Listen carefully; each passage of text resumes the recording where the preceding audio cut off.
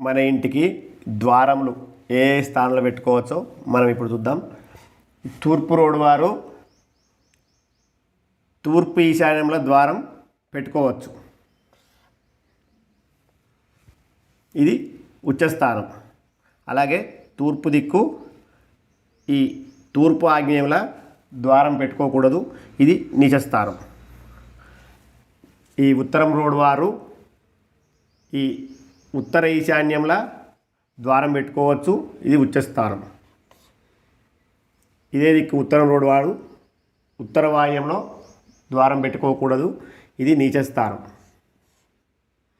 ఇక పడమర దిక్కు వారు పడమర వాయువ్యంలో ద్వారం పెట్టుకోవచ్చు.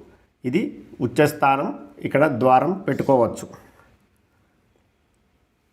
ఇక ఇదే పడమర దిక్కు వారు పడమర నైరుతికు ఇది నీచస్థానం. ద్వారం పెట్టుకోకూడదు. ఇక దక్షిణ దిక్కు వారు దక్షిణాగ్నేయంలో ద్వారం పెట్టుకోవచ్చు. ఇది ఉచ్చస్థానం. అలాగే దక్షిణ దిక్కు ఈ దక్షిణ నైరుతికు నీచస్థానం. ద్వారం పెట్టుకోకూడదు.